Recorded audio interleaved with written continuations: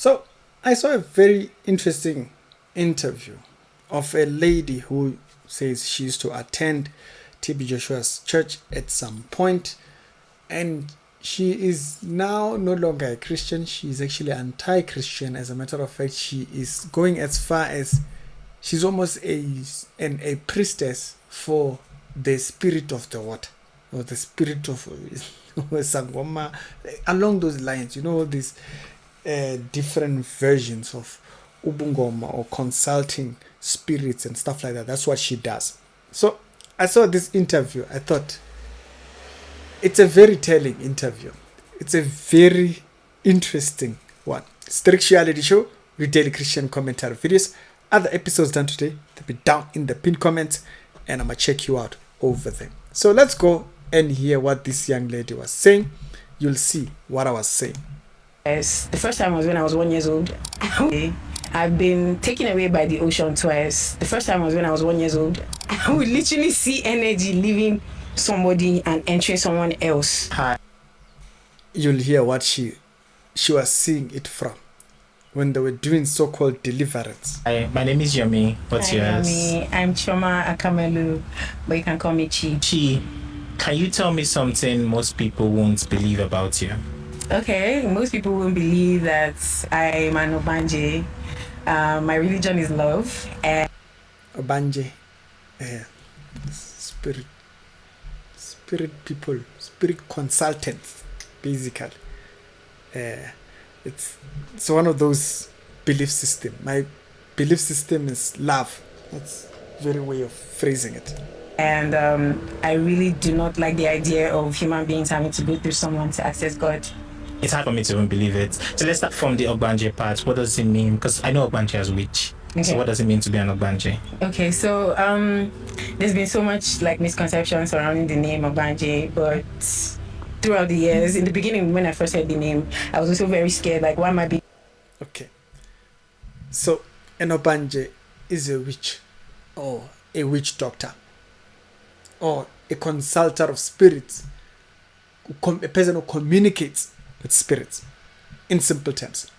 But I don't know if you noticed what she said a second ago. She says she really has a problem with someone having to go through someone in order to get to God. Did you hear that part? Let's go back a second. The Ogbanje part, what does it mean? Because I know Ogbanje as well. I really do not like the idea of human beings having to go through someone to access God. So that's the first red flag. It tells you most of this belief system, spirit worship and whatnot, they all originate from not wanting Jesus. You see, seeing this interview, very interesting. It tells you exactly that, and you can see the platform where you can find it. The name is written there on her belly and so forth. Yeah, but I will leave the video down in the description below. Let's be very clear. Their obsession or their hatred is not wanting Jesus. She says she has a problem with people having to go through someone. Who is this someone? Jesus. That's the bottom line. It is the bottom line. Jesus is a problem. Jesus is a problem for them. Jesus doesn't address them, but the idea of Jesus is that it tells you whether a person is worshiping God or not. So she then can say now she is worshiping God. She just doesn't want to go through someone. That is the description of worshiping the devil.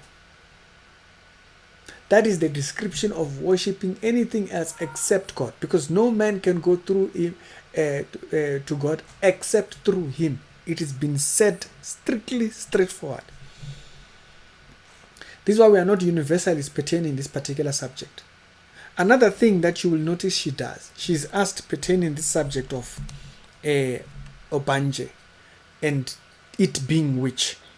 Listen to what she does. Conception surrounding the name Obanje, but throughout the years. In the beginning, when I first heard the name, I was also very scared. Like, why am I being called that? Why is that something that is coming up to me? Like, people do not really associate this name with anything good. So I just had to like research, like, what does this word actually mean? And in my research, the term Obanji just simply represents people who have been to the earth more than once. So it just touches on reincarnation. Reincarnation. Now you see why they don't like Jesus. Because Jesus has a second return and is the only one. Ooh. Don't miss that. Jesus is the only one who comes back. So you think reincarnation is not from the devil? Now you know why. It's from the devil. Because it assumes your re-entry the second time. In this lifetime, okay? This should be very clear.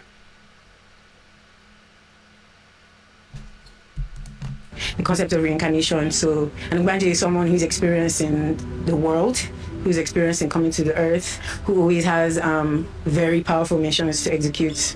So Powerful mission to execute. Never mind Jesus' mission to save mankind. They have a mission. Yeah, I'm here on a mission, and every day it keeps unraveling. Your first awakening, how was that? And at what point did you accept that this is who I am? You grew up in a Christian background, I'm assuming. Yeah.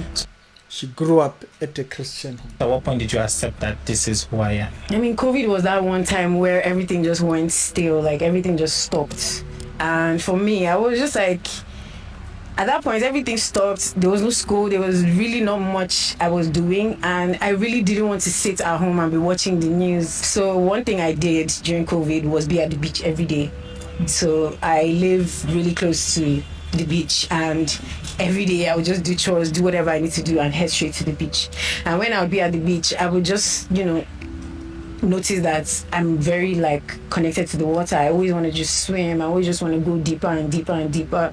But before then, I've been taken away by the ocean twice. The first time was when I was 1 year old.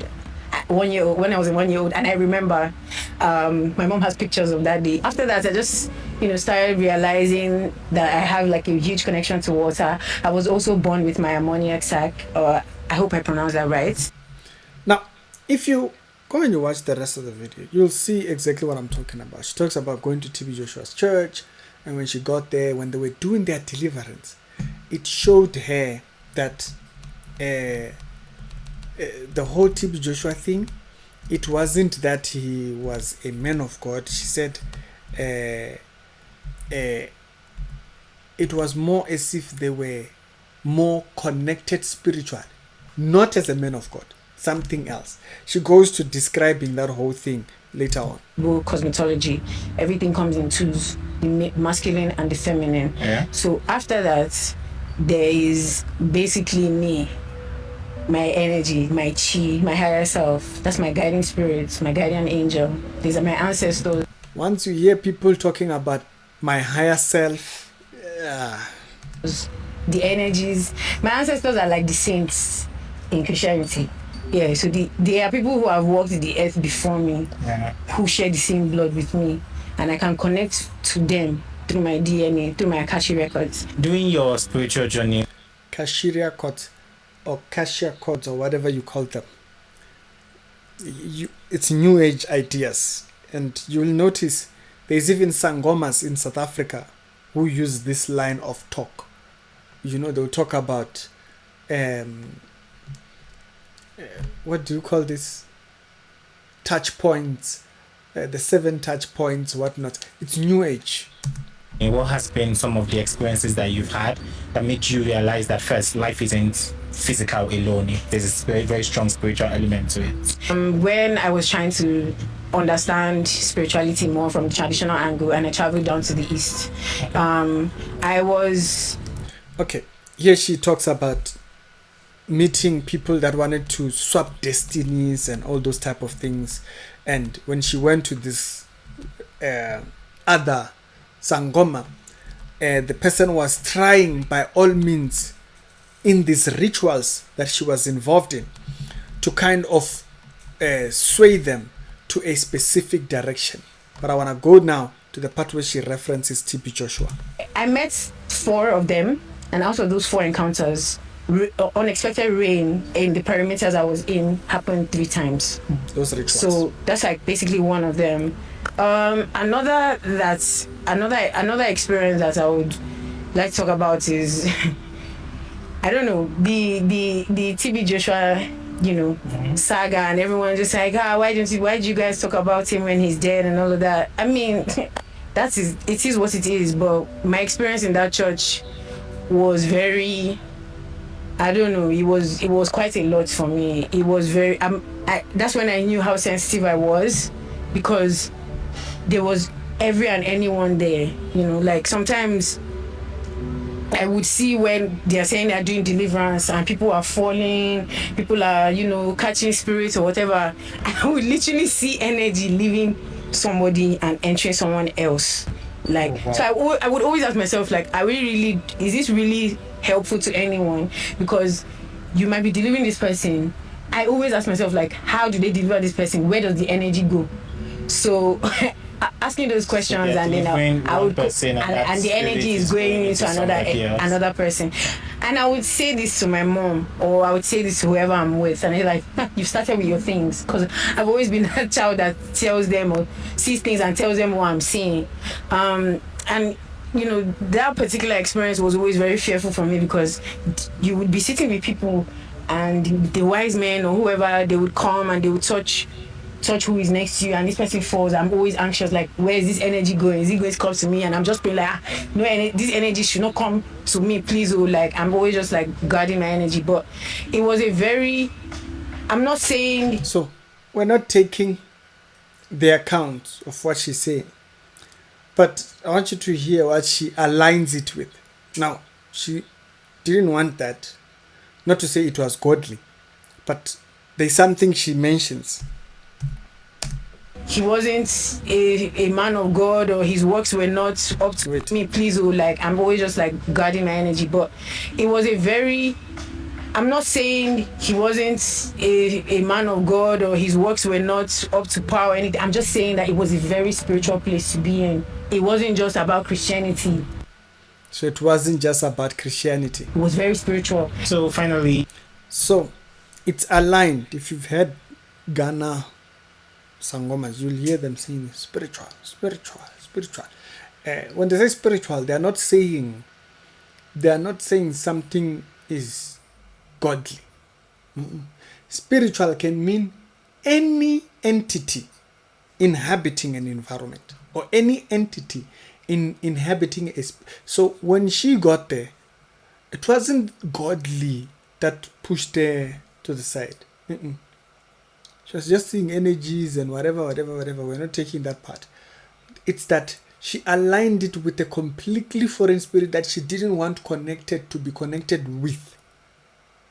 Not because it was godly, because it seemed spiritually inclined that there might be some type of a force there. That is not what she wanted.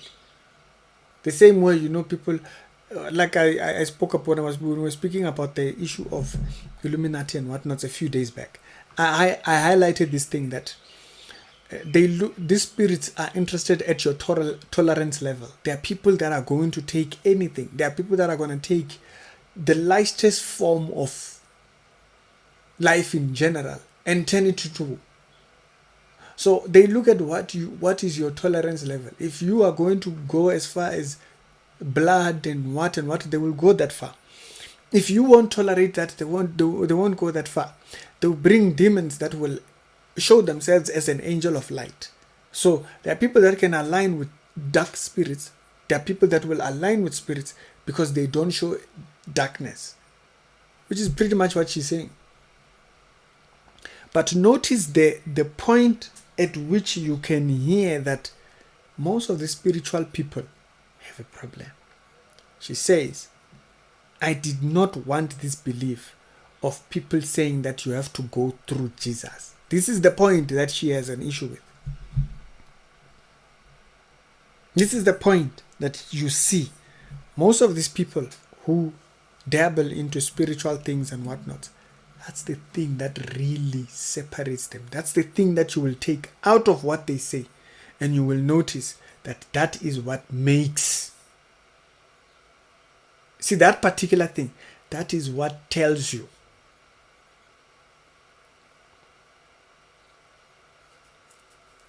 At that point, it is something else.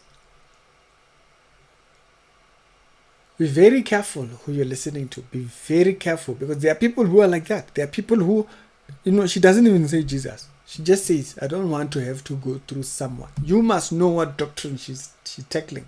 This is the subject matter of substitution. If a person is thinking about their higher self, do you think they want someone else represent? No, they don't want that. Be very clear about this doctrine, because this is how you will hear when people are talking about something else foreign to what you are talking about. It's the Reality Show, and I hope that benefited, and I hope that reached you wherever you are watching from. Other episodes, don't forget to be down in the pinned comments. Must see you later.